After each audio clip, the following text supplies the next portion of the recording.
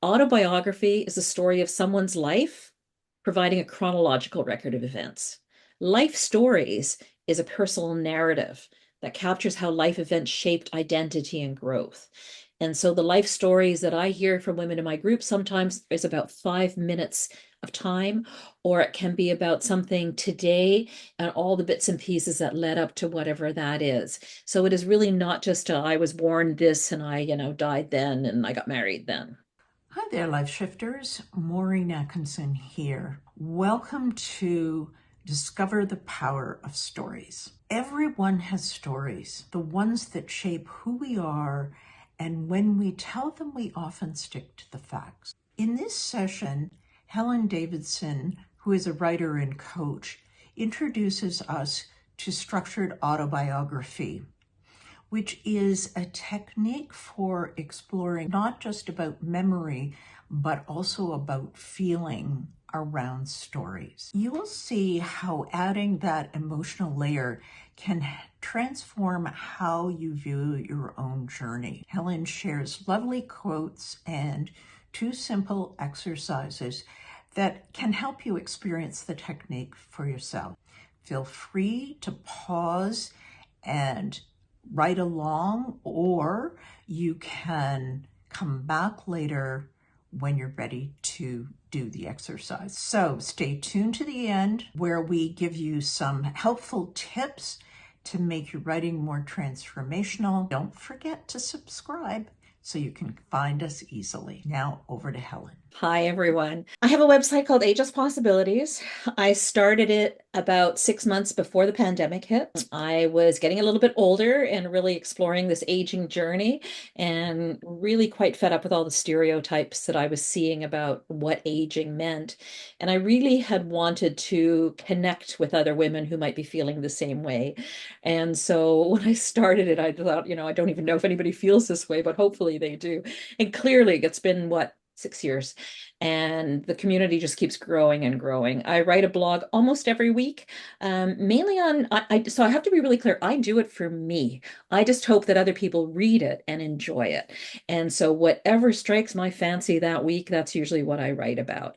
Not always about aging, and I find as I'm getting older, there have been some shifts, but really the topics that I'm exploring. And the pandemic hit, and I retired. I was working as a consultant in community engagement around child protection, child support, and it's really hard to do engagement with people when you're not allowed to see anyone.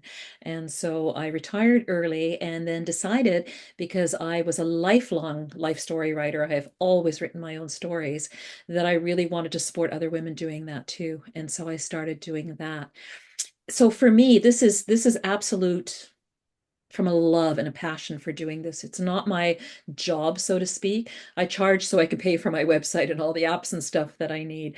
But I really see myself as a facilitator to connect women to their life stories. So I have been offering workshops since then, and I offer a couple of different ones that you'll see on my website. And then I have a couple of alumni groups for women who want to keep writing with me. So I have some of the women have been writing for 4 years with me, and we get together regularly and write. So what I thought I'd do today, because it's a very short period of time, I thought what I'll do first, I'll show you some slides and just run over the basics around what this is. I am a guided autobiography instructor. I never call myself an instructor. I facilitate. I don't instruct. I don't like the whole concept of teaching. I don't think anyone is an expert. I think we all learn from each other. And I took that guided autobiography training and added my own piece to that. I'll just talk a little bit about that. And then what I'll do is go over that little activity with you. And it's just, again, we're just going to do a short little taste because I want to show you how activities can help nudge memories. And then what I will do is actually run through one of my themes with you. I will run through the branching points theme, which is the very first theme I always do.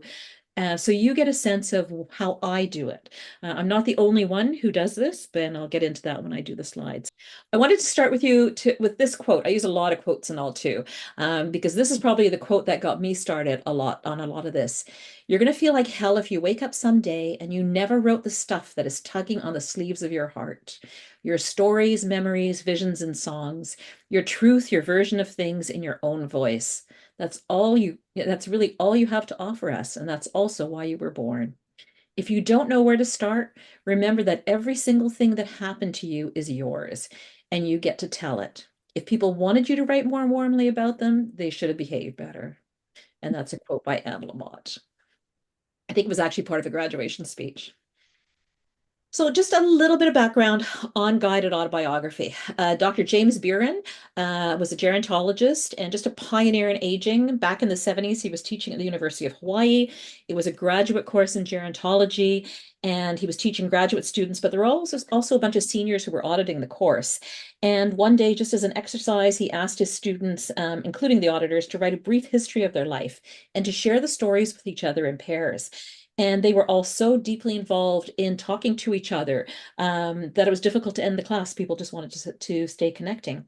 And he really was intrigued by that. He was already teaching some autobiography classes, but what he was really interested in was the sharing of stories and listening to other people's stories, and did a bunch of research on that and created guided autobiography, which is shortened called GAB. So when I say GAB, I'm talking about guided autobiography. He originally designed it for older adults, so he was really thinking about seniors, but it's used by all sorts of populations. It's been adapted for prison inmates, Holocaust survivors, assisted living residents. It's used in counseling, psychotherapy, personal coaching, lifelong learning, and then legacy writing. The thing to remember though with this is that it's not therapy, but it is therapeutic. It's group work. The Buren Center for Autobiographical Studies trains GAB instructors, and there's 700 of them worldwide. They don't all teach exactly the same. I mean, I've adapted it, and a lot of other people have too, but the basic course and like the branching point theme that I'm going to do, all of them teach. There is a map to locate GAB instructors on the Buren Center website, and I'll make a note that you get that website if you want to have a look and learn a little bit more about it. I also just wanted to clarify the difference between life stories and autobiography, and especially because it's called guided autobiography, but it's really not about autobiography. Autobiography is a story of someone's life, providing a chronological record of events. Life stories is a personal narrative that captures how life events shaped identity and growth. And so the life stories that I hear from women in my group sometimes is about 5 minutes of time, or it can be about something today and all the bits and pieces that led up to whatever that is. So it is really not just I was born this and I, died then and I got married then. Another lovely quote that I like from Graham Greene, there's always one moment in childhood when the door opens and lets the future in. And that's probably one of our very first branching points in life. So the components of GAB, and there is absolutely no writing experience required. You do not need to know how to write. And I'll tell you, I have never heard a bad story. In fact, no one is allowed to start by saying, oh, I don't know if this is very good, because every now and then there are stories that absolutely stun us. And we've already been told by the person reading that it's going to be a bad story. We don't do any critique of writing style or content. It's not about how you write at all. What you basically get in these workshops that I do and that other GAB instructors offer is you get weekly themes, activities, and writing prompts that nudge memories and that make writing accessible. So it's a structured writing framework that helps you write your stories. And then every week, you're given an invitation to write 800 to 1,000 word stories on weekly themes at home, and then read your stories within the safety of a small group when you get back together again. The 800 to 1,000 words is specific from all the research, and all those are the amount of words that you need to really be able to delve deeply into a story and tell your story. So really the focus is it's not, literary or writing perfection, it's more about personal insight. Then Women Rowing North. Oh, I'm just going to go back to this a sec. The themes also have been specifically chosen. So James Byrnes chose these themes because they can actually provide an opportunity to write a positive or a negative story, like from positive and negative memories. There are some key themes that start off always in the beginning, and those are sort of around branching points, family, work and career, spiritual values, those types of things. So what have I done? Well, what I have done in Women Rowing North is I have actually taken sort of my experiences, the things that I've learned on my journey, and incorporated that. I'm a facilitator by trade, and that's what I do when I do a lot of my community engagement when I was working. So I bring in different facilitation tools and I facilitate, I don't instruct. I've had this deep need to connect to other women, and so I really try and tailor these so women can connect to each other.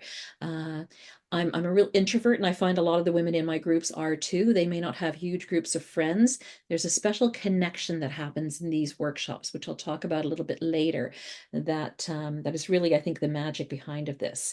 And part of that is just embracing the power of that shared female experience. There is nothing like hearing a story and realizing that if you substituted and put your name in it, that would be your story. I hear that all the time. I've crafted themes for older women. So what I've done is if there are existing themes from Gab, I have sort of incorporated writing prompts and stuff that have to do with our journey. And then in other workshops that I do, I have actually worked on themes that are more about us as women. I last year I created a workshop series on all daughters are all women are daughters, because I hear a lot of life stories about mother-daughter relations and more about our relations or what they were with our mothers. And so that's it's much deeper workshop, but for women who really are still trying to unravel that relationship with their mothers, positive or negative, it's an opportunity to go deeper. And then I added a couple of touchstones to this.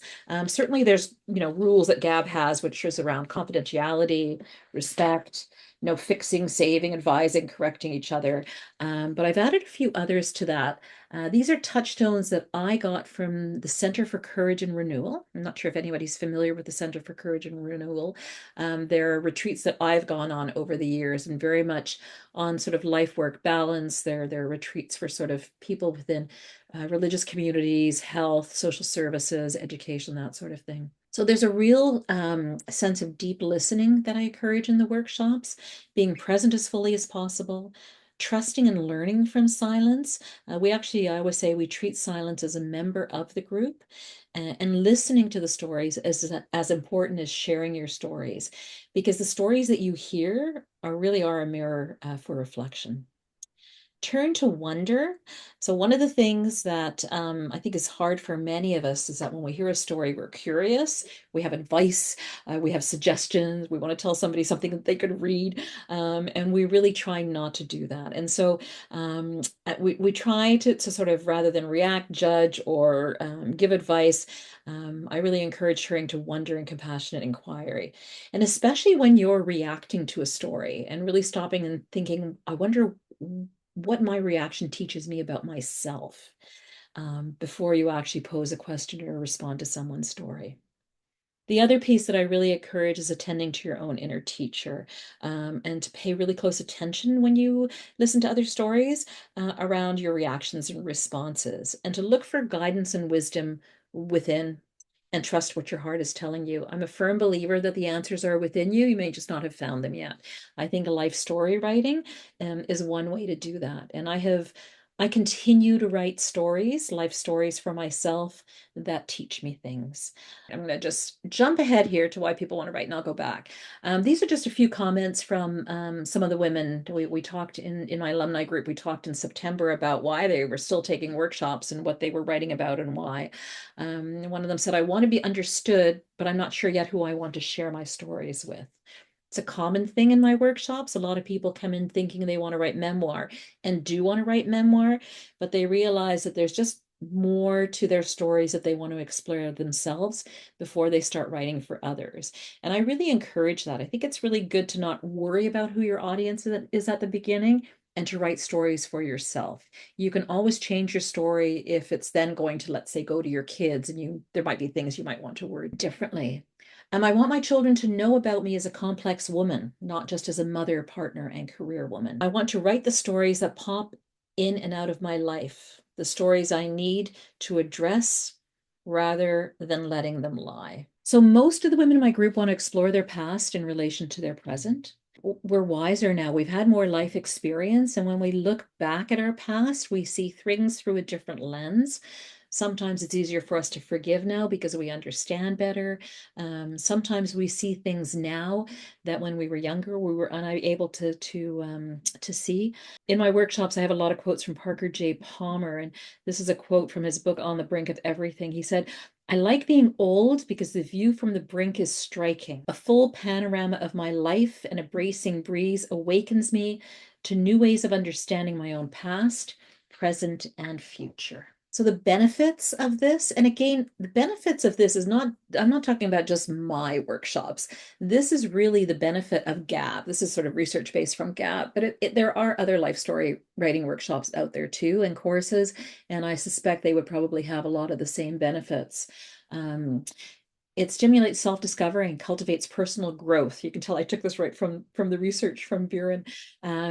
By delving into and comprehending one's life narrative in a deeper and more meaningful way. Through writing and dialogue, gain perspective on how you have navigated change, found resilience, and made meaning of your life. And the group process fosters connection, empathy, and validation. You'll find shared meaning in others' stories.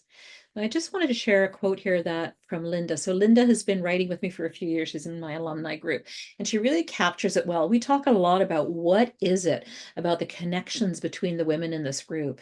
And she writes, we write stories, women's stories that spring from joy, pain, curiosity, uncertainty, and strength. The voices of the women who read aloud their deeply personal stories bring laughter, tears, questions, kudos, and often a silence that is understood by us all. So, there are and women are there for all sorts of reasons. I have one woman in my group who has every single correspondence from a sort of a family history perspective that she's going through and writing stories about. There are a few women who were writing memoirs already and have taken a few of my courses and have published their memoirs since, not because of this course, but it was just an additional piece to what they were doing. I've had a couple of women who are now writing their books. I laugh because Maureen had said, this is transformational. It is transformational for some. It's not transformational for everyone. But I do have a couple of women, and one of them took a workshop and was very hesitant about taking it. Her story, it was an adoption story, had been really, really rough, but she felt this need to write about it within a community of other women. And she's actually now writing a book about her adoption story. She said, taking your course made me realize that writing my adoption story was possible for me. And then just one other quote for you. Ideally, your life stories will be a change of gripping moments, beautifully strung together like pearls on a necklace. Do one and then another. Find the connective tissue between them as a next step. So the magic to this process, it's really hard because I can't figure out always sort of what it is, because there is something magical at the end of every session. And when a workshop series ends, I have this huge feeling of contentment because I've heard women finding their stories. But also, like almost after every session, I'm drained because some of the stories are tough to listen to. People have, tough stories. We all do in our lives. One of the things I think that is just magical about this is the women and how they connect in the group. They bond quickly, really, really quickly. And I hear time and time again that women share life stories with each other that they've never told anybody else. They haven't even told their partner or their friends. And I think it's because I only teach online. I think it's also because there's an anonymity in sharing stories. Yes, you get to know these people really well, but they don't really know you. They only know what you share. They don't necessarily know whether you have kids or whether you're married or what your income is or what your education is or anything. But they are all women on a same path to sort of self-discovery and digging a little bit deeper in their stories. And I think there's that piece. The other piece is that I think sometimes we think we're the only ones who have gone through something, and we haven't. The experiences, and especially as women and society and how we've been treated, is the same for everyone. And so I'm thinking of one example. There was a woman who had told her story about her mother had been illegitimate. And so she told the story about her mother trying to find out who her mother was and the ramifications on the family as she found who her birth mother was and all of those connections. So she finished that story, and one of the other women in the group was crying. And it happens. I mean, tears sometimes happen in the groups. The other woman who was crying shared that she was in her 80s, and she shared that she had always thought that her sister was her mother, but she never knew. And there was no one left to ask her sister had died, her mother had died, she had no relatives. It was never talked about.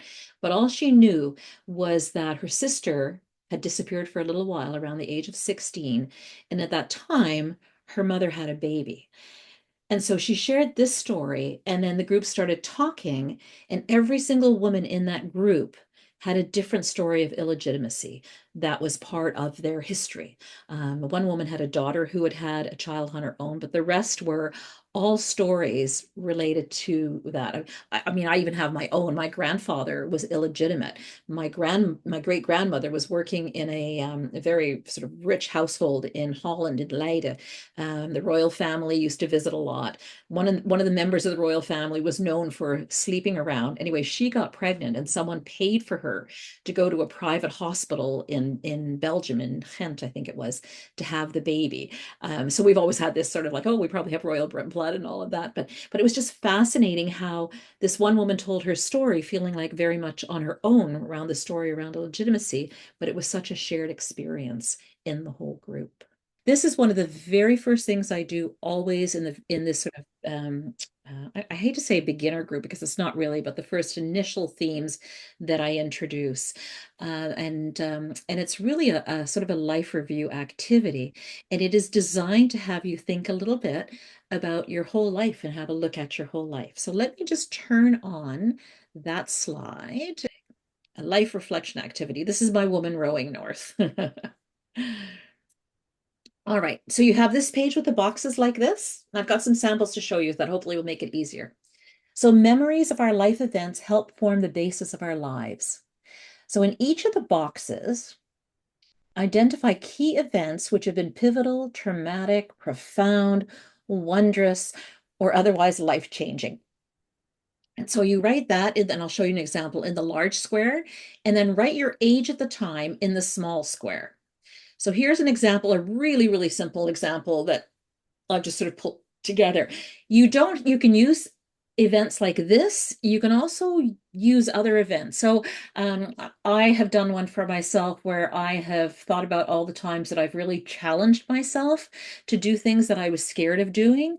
I didn't learn how to drive until I was 43 because I was terrified of driving. I cried at my driving lessons every day for the first 5 lessons, and then finally got my license and got a car. That was a huge branching point for me. There are other things like that. So I've done it, along those lines too. But you get the sense, right? You got married or you had a baby who was stillbirth. It could be divorce. It could be all sorts of things. Sometimes it's a range of ages. And so if it is, you could put that in. So I think I'm looking at this one. Um, there was another one in here that talked about lived in poverty as a child. I think someone had said from the age of sort of 8 to 11. So you might want to put 8 to 11. The more you have, the better. But we're only going to do this as a quick little exercise. So let's maybe take 5 minutes, if that makes sense to all of you, and fill as many squares as you can with sort of life events that really were either very, really positive or really negative in your life that you remember. All right, so you've done this, you have your list. Okay, so the next step is that you're going to graph each of those events that you've just written down on the graph according to your age and how you felt at the time, from extremely negative to extremely positive. So the lines didn't show up very well for the squares, but look at all the ones that you had here with ages and pick out any that are sort of between 0 to 10. So from birth to 10 years old. And then what you do is you put those, just a reminder for yourself as you do this, just put those ages up here. So let's say you have one from at 8 years old and one at 10 years old. And then look at that event from when you were 8 years old and where that would go from 0 to 10. And then think, okay, is that an extremely negative event, extremely positive, or where does it fall within that? And then you would draw a line to that and then just color that in and do that for each of them as you go up. So here's an example just to show you it's not very good. I find tables and stuff so difficult to do. But this is sort of the events that on the other page that I showed you, and that they were graphed. So that first one, sorry for all this flipping, that first one, which was 9, was parents got divorced. And then at 18, graduated high school. So you start to see, And there was a few more that were added in here, but living in parents getting divorced was extremely negative. I believe this was the high school one. Graduating high school was very positive. So as you do this coloring, and this can show you why the more you have, the richer your graph is, you'll start to see hills and valleys as you do this. When you look at your colors as you've done that chart, are there any patterns that you're seeing? Are there life events on there that still impact you today? Do you feel the same? Would you rate those life events the same now as you did then? And just a few questions as you're looking at that. It's a great thing to do. And I mean, and if you're interested and you have time, I would spend some more time on it and maybe try and get more events in there and look at those overlapping pieces and all too. It's a great way of identifying where you might want to go in writing stories. Is there something that's come up that is extremely negative or positive or a repeated pattern that you want to dig into a bit more? Our lives are filled with branching points. These are the times when we take big or small steps forward. They can be our aha moments when new understanding leads to change, or they may seem to have little impact and yet affect us in profound ways. At this stage of our lives, many of us are experiencing another branching point, one that is triggered by our age and our journey ahead. Quote from Anais Nin, and the day came when the risk to remain tight in a bud was more painful than the risk it took to blossom. This is a poem by Mary Oliver. I have a lot of Mary Oliver poems in here too. The Journey. One day you finally knew what you had to do and began, though the voices around you kept shouting their bad advice, though the whole house began to tremble and you felt the old tug at your ankles. Mend my life, each voice cried, but you didn't stop. You knew what you had to do, though the wind pried with its stiff fingers at the very foundations, though their melancholy was terrible. It was already late enough and a wild night, and the road full of fallen branches and stones.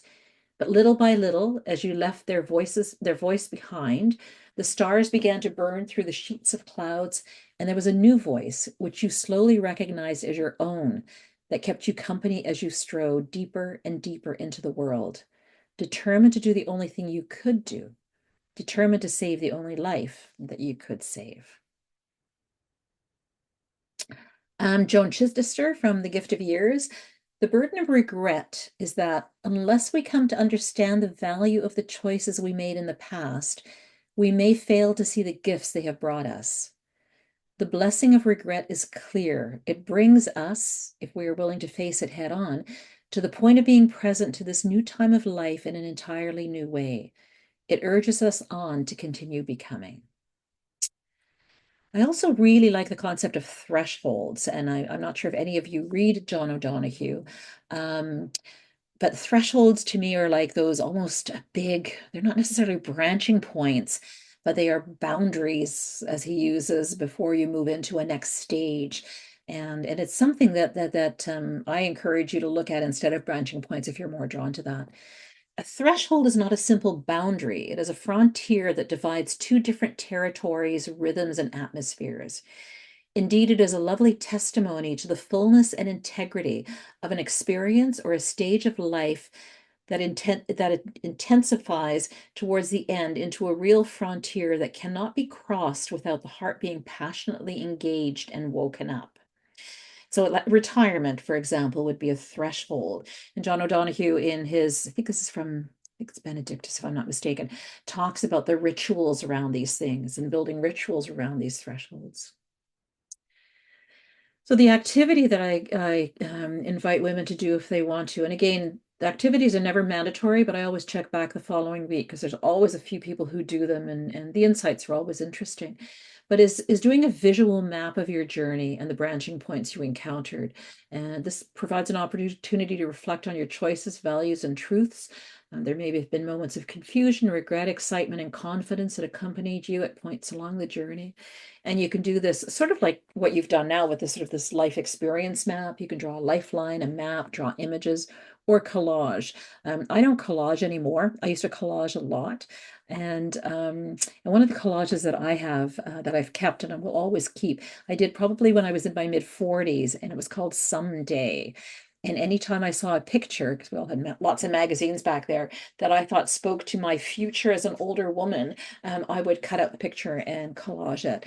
And I love looking at that now because so much of it has come true. So I'm not doing much yoga these days because of arthritic knees, but yoga pose, canoeing on a lake, writing, being with grandchildren, all of those things that I thought I wanted to do someday were built into that collage. So collaging is a really powerful tool too. And then some writing prompts. I usually give about 7 to 10 writing prompts.